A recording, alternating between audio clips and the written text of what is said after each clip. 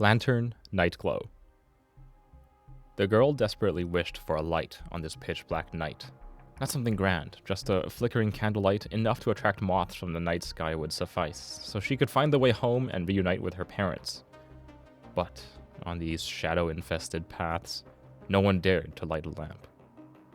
Left to wander alone like a stray lamb in the darkness, her fears grew as predatory eyes lurked in the shadows, ready to pounce. Ah! The successive movements in the darkness overwhelmed the girl with dread, prompting her to bolt in a frantic sprint. However, her slender legs stood no chance against the pouncing shadows. Her vibrant life would soon be snuffed out by the claws of darkness. Don't move, clench your teeth. In the darkness, a calm voice delivered two brief commands.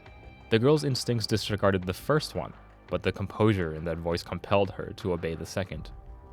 As if a fierce gust of night wind had suddenly swept in, the girl felt herself lifted into the air as if on a cloud. Then she sensed the arm wrapped around her waist, strong and steady, unaffected yet carrying a gentle warmth. Hold on tight. Let's go. Big sis, you're... In the next few seconds, the girl felt as if she were in the eye of a storm. The storm carried her up and down like a flurry of butterflies in the night. Even in the pitch-black darkness, she felt they were maneuvering with hair-breadth precision to evade the shadowy claws.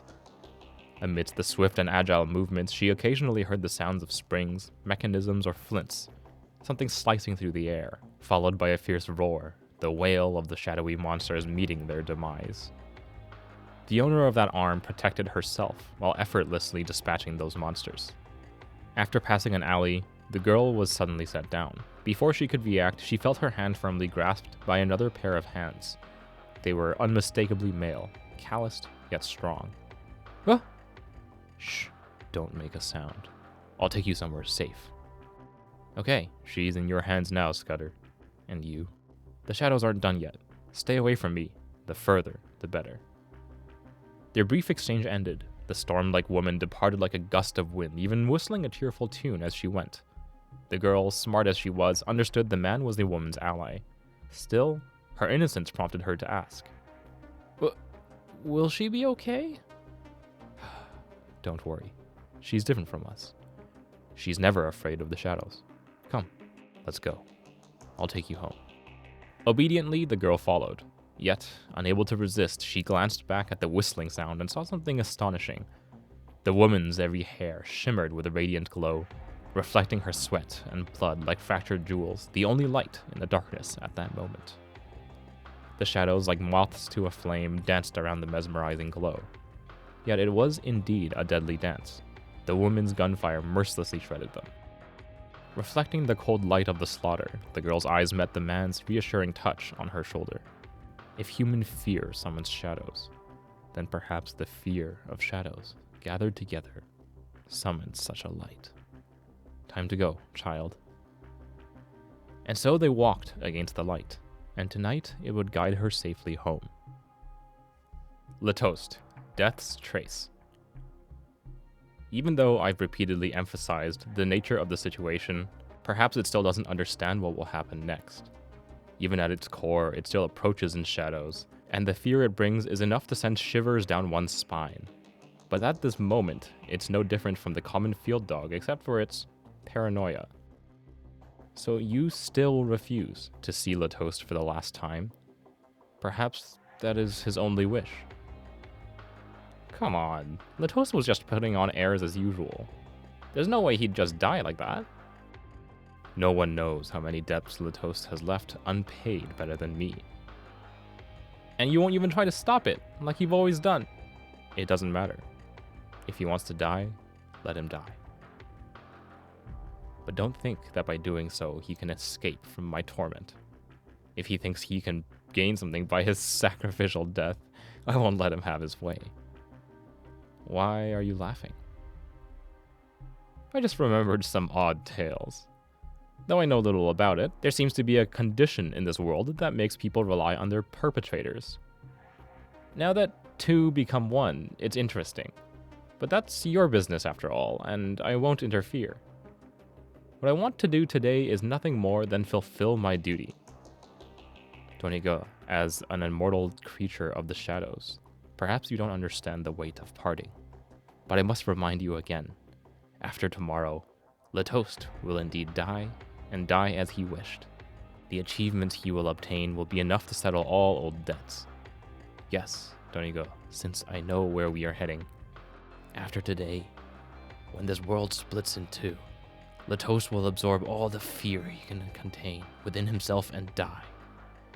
The blood flowing within him at that moment will also turn into the pool water, infused by the shadow of calamity, flowing through the lands of Langqiu. Through this, we can establish it as the foundation of the 10 faces of misery, and imprison the shadows within, or take them for ourselves. This is also why he can erase the past, Donigo. Through the death that is about to take place, your master will assist me in making the world. Lantern Lullaby. Few have ever listened to the song in full. Some believe that considering the occasions when it plays, it must convey a sense of mourning. Whether for the shadow calamity or otherwise, each target eliminated was merely out of duty, instead of pleasure. Thus, it's reasonable to speculate that while Lantern may be stern and merciless, she harbors compassion for every opponent. So much so that when forced to kill, she offers a mournful dirge sung by herself. Of course, some argue that it's not a melody at all, but merely her improvised humming on specific occasions. The mysterious lady proposing this viewpoint cited several cases she knew of, like when she single-handedly dealt with 87 ruthless criminals involved in weapons theft against her organization. Coincidentally, her humming during that incident consisted of exactly 87 notes. Similarly, when she tackled the 10 faces of misery in Rainfall Street alone, she matched her humming to the 90 terrifying monsters emerging from the shadows. Thus, the seemingly cold-hearted Shu may indeed have a heart that dances in battle. Using her enemies as notes, she weaves a unique melody each time. Excerpt from the chapter Listen in the Dim Light.